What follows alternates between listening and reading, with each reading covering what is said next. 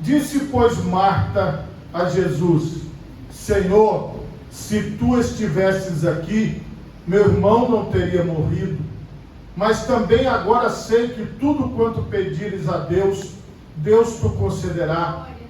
Disse-lhe Jesus: teu irmão há de ressuscitar. Disse-lhe Marta: eu sei que há de ressuscitar na ressurreição do último dia. Disse-lhe Jesus: eu sou a ressurreição e a vida. Quem crê em mim, ainda que esteja morto, viverá. E todo aquele que vive e crê em mim, nunca morrerá. Crês tu isso? Amém? Amém. Levanta a tua mão direita o mais alto que você puder. Feche os teus olhos e oremos a Deus. Pai Todo-Poderoso, nós queremos te louvar, Senhor, e te bendizer, ó Deus, por tua santa palavra que acabou de ser lida aqui neste lugar. Ó Pai, que esta palavra sirva de força, que esta palavra sirva de direção, ó Pai, que esta palavra sirva de refrigério, que esta palavra venha de encontro às nossas vidas, pela ministração do teu Santo Espírito, é o que eu te peço, em nome de Jesus, amém, e graças a Deus. Podemos assentar, meus irmãos, em nome de Jesus. Meus irmãos, o tema da mensagem nesta noite é: se o Senhor estivesse aqui, não teria acontecido. Meus irmãos, vocês conhecem o contexto bíblico. Parece que vocês entraram agora lá na história da Bíblia e observaram como tudo aquilo aconteceu. Eu quero que você entenda, irmão, que naquela época era um ambiente muito difícil de você entrar em contato com as outras pessoas, porque eles não tinham telefone, não tinham smartphone, eles não tinham meios de comunicação à distância. Então para eles era muito difícil. O máximo que eles tinham era o pombo correio. Como é que era o pombo correio? Eu sempre tive essa curiosidade e eu fiz uma pesquisa para descobrir como funcionava. O pombo correio, ele funcionava da seguinte forma: você criava um pombo na sua casa, você criava aquele pombo ali, e depois você soltava aquele pombo, e ele só pode ir para um lugar. O pombo, ele é treinado para sair do ponto A e ir para o ponto B. Ele não vai para qualquer lugar. Então, quando eu observei isso, eu comecei a pensar, então era muito difícil a comunicação, sim. O que é que era usual naquele tempo? Eram os mensageiros. Então, você contava para alguém e falava assim: olha, eu preciso que você leve esta mensagem até a tal pessoa. Então, Marta e Maria estavam com seu irmão Lázaro enfermo, provavelmente ali já sem muitas condições de levantar da cama, e eles enviaram um mensageiro. Não teve mensagem de texto, não teve nada além de um mensageiro. Esse mensageiro foi atrás de Jesus, achou Jesus e falou: estou aqui com uma mensagem muito importante. Eu tenho um recado de Marta e Maria. O seu irmão Lázaro, a quem tu amas, Senhor, está enfermo, está quase à morte. E elas estão pedindo para o Senhor ir correndo para lá, ir rápido, porque ele realmente está muito mal. Jesus, irmãos, todos pensavam que ele ia na hora, porque era amigo dele, e que ele ia chegar lá na hora que todo mundo queria. Só que o que acontece? Jesus ainda permanece um tempo a mais. O total do tempo ali, até Jesus chegar, depois de Lázaro ter morrido, já tinha feito 4 dias. Então vamos dizer que era aí uns 8 dias, 9 dias, 10 dias, nós não sabemos. Mas demorou bastante tempo para Jesus aparecer. Irmãos, nos dias de hoje, isso é impensado. As pessoas hoje, elas comem no fast food, que é a comida rápida. Às vezes você chega no local, pede um lanche e tem que ser tudo depressa. As pessoas hoje, elas fazem igual a minha esposa, que cozinha arroz na panela de pressão para cozinhar mais rápido. Tudo tem que ser rapidinho, não pode demorar nada. Tudo são aquelas coisas, porque o tempo tempo é precioso, então as pessoas procuram comida rápida, as pessoas procuram tudo que vai ser mais urgente, mais rápido, atendimento rápido. Pensa numa demora aí de uns 10 dias, é impensável para nós. Nós queremos tudo para ontem, e naquela época, onde o povo tinha muito mais paciência do que nós, era pior ainda, porque elas estavam na expectativa de Jesus chegar antes de Lázaro morrer. Foi a expectativa que elas criaram. Eu quero te dizer uma coisa, irmão, preste atenção. Quais são as expectativas que você tem criado? Quais são as expectativas que nós temos criado a respeito de Deus? São expectativas reais ou são apenas fantasias, apenas ideias da nossa mente? Muitas vezes nós dizemos assim: Senhor, eu quero que Tu operes desta maneira, eu quero que Tu operes neste tempo, eu quero que Tu faças de tal jeito. Aí a gente cria uma expectativa de que Jesus vai responder até meia-noite. Aí a gente cria uma expectativa que Jesus vai responder às 6 da manhã. Aí a gente cria uma expectativa que Deus vai responder lá naquele lugar. Se eu estiver naquele lugar, Deus vai me responder. Não, mas Deus vai me responder em outro lugar. E as pessoas criam expectativas em relação ao retorno de Deus, ao retorno de Jesus, à resposta de Deus. E às vezes as pessoas se frustram com este período, porque Ele é o Senhor e nós somos os servos. Nós temos que dizer: Senhor, seja feita a Tua vontade, seja feito no Teu tempo, seja feito conforme Tu queres, seja feito segundo os Teus preceitos, segundo a Tua ideia, segundo aquilo que o Senhor acha que é o melhor. Eu me submeto, eu me curvo, eu me prostro, eu digo: Senhor, seja feita a Tua vontade, assim na terra como no céu. Só que até a pessoa se tornar um cristão amadurecido, ela vai lutar contra o tempo, ela vai lutar para ter resposta, ela vai ficar com raiva, ela vai brigar ou ela vai chorar. Quando aqui nós vemos Maria encontra Jesus, já depois de 4 dias de Lázaro enterrado, a frase que ela diz: Senhor, se Tu estivesses aqui, o meu irmão não teria morrido. Ou seja, Senhor, essa é a hora. O Senhor demorou demais. Não era para ter acontecido deste jeito. Irmãos, veja bem. Se você ora, se você chama por Deus, se você busca o Senhor, descanse no seu coração, porque Deus está operando. Você não tem que ficar a cada 5 minutos falando: Senhor, o Senhor está lembrando de mim? Aí mais 5, Senhor, não esquece de mim. Aí depois diz: Senhor, porque você cria um ambiente instável para a sua própria vida. Você tem que confiar. Eu já expliquei para vocês que a fé é confiança. Você colocou nas mãos de Deus, confia que Deus vai operar. E ali, o sentimento de Maria foi: se o Senhor estivesse aqui, meu irmão não teria morrido. E a palavra de Jesus é uma palavra incisiva, é uma palavra que entra no nosso coração. Ele diz assim: ó, teu irmão há de ressuscitar. Ela não entendeu. E ela falou: sim, Senhor, eu creio que Ele há de ressuscitar na ressurreição do último dia. Eu sei que um dia nós vamos voltar. Ela já falou de eternidade com Jesus, mas Jesus disse para ela: teu irmão há de ressuscitar hoje. Teu irmão há de ressuscitar daqui a alguns minutos. Teu irmão há de ressuscitar daqui a algumas horas. Mas ela estava achando que Jesus falava da eternidade. Irmãos, preste atenção numa coisa.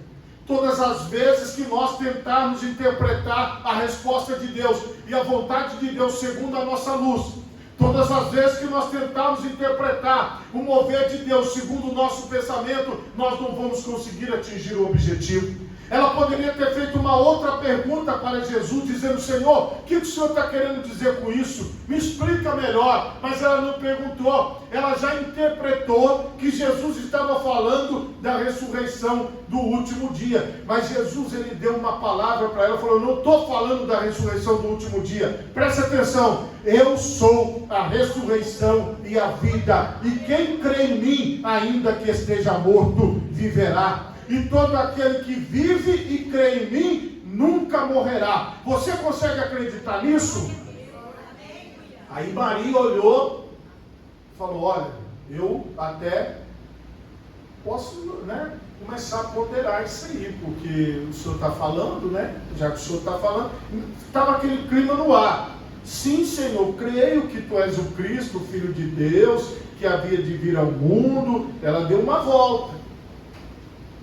Ela falou: não, até que eu acredito que o Senhor veio mesmo e tal. Mas ela não assumiu, dizendo assim: Senhor, eu creio que o Senhor é a ressurreição e a vida. Eu creio que o Senhor, que só existe vida em mim, porque o Senhor está em mim. Porque no dia que o Senhor determinar, não vai haver vida. Então a vida está na presença de Jesus. Então, irmão, a vida é de Jesus. A minha vida é de Jesus. A sua vida é de Jesus. O que nós temos que assumir hoje? Jesus é a nossa vida. O que nós temos que assumir hoje? Jesus é a nossa ressurreição. Ele é a eternidade e Ele é o presente também. Ele é a vida hoje e Ele é a vida eterna. É isso que Ele mostrou para Maria. Aí a Bíblia diz aqui, meus irmãos, que Marta e Maria, elas tinham o mesmo pensamento, porque as duas falaram a mesma coisa. Senhor, se o Senhor não estivesse aqui, meu irmão não teria morrido. Senhor, as duas pensavam igual. Isso nos mostra, irmãos, que muitas pessoas pensam da mesma forma, de que Jesus tinha que ter operado lá no passado. Mas se o Senhor tivesse feito lá naquela época, mas se o Senhor tivesse dado um jeito de me avisar. Irmãos, eu já conversei com pessoas que passaram pela seguinte situação. Uma delas foi assim: ela emprestou o carro para uma pessoa da família, e aquela pessoa da família viajou naquele carro que ela emprestou, teve um acidente e a pessoa faleceu. E aquela pessoa falou para mim assim: pastor, se eu não tivesse emprestado o meu carro, aquela pessoa não tinha morrido. Então vocês vejam que essa frase de Marta e de Maria é uma frase que as pessoas usam constantemente, tentando remontar o passado, dizendo: olha, se eu não tivesse feito isso, não teria acontecido. Se você não tivesse feito aquilo, não teria acontecido. Mas eu deveria ter me preparado mais, mas eu deveria ter estudado mais, mas eu deveria ter feito isso. Então, irmãos, a questão aqui é que, ou transferindo para Deus, que Deus deveria ter chegado primeiro, ou para nós mesmos, ou para algum familiar nosso, irmão, remete como se eu tivesse o controle de alguma coisa. Remete como se você tivesse o controle de alguma coisa, como se você pudesse tomar a decisão certa, como se você tivesse todas as ponderações, como se você tivesse toda a estatística, toda a probabilidade ao seu alcance para você tomar a melhor decisão. Irmão, nós, na nossa limitação, nunca vamos saber o que vai acontecer amanhã. Qual será o reflexo das nossas atitudes? Só Deus é quem sabe, só Deus é quem determina, só Deus é quem diz que o que vai ser no futuro. Às vezes, irmão, você vê uma pessoa hoje num estado lamentável, lastimável, e você não vê nada nela, e amanhã você pode encontrar com ela como um pregador da palavra, como uma pregadora, e você olhar e falar: o que aconteceu? Aquela pessoa dizer: Jesus entrou na minha vida e me transformou. O que você precisa compreender é que nós não temos todas as respostas. Aliás, nós não temos resposta nenhuma. Todas as respostas estão em Deus. Toda a palavra que vai se cumprir é a que sai da boca de Deus, não é a que sai da boca do pastor, não é a que sai da boca das pessoas ao nosso redor. E aqui, irmãos, foi a palavra de Jesus. Jesus que falou: eu sou a ressurreição e a vida. Mas a ideia das duas era outra. Se o Senhor estivesse aqui, meu irmão não teria morrido. Senhor, por que o Senhor não me salvou antes? Por que o Senhor não me impediu de tal coisa? Por que o Senhor não me livrou? Por que o Senhor não fez? E essas respostas que não vêm, têm deixado muitas pessoas tristes, tem deixado muitas pessoas esmorecidas, porque aquele ambiente era um ambiente de tristeza, era um ambiente de choro, e Jesus perguntou especificamente: onde o puseste? E disseram: Senhor, vem e vê. O que Jesus disse para Marta, Maria e todas as pessoas? Eu quero saber o presente. Jesus, irmão, vai operar hoje. Jesus vai operar no agora. Você entende? Ele é o mesmo de ontem, Ele é o mesmo de hoje, e Ele é o mesmo eternamente.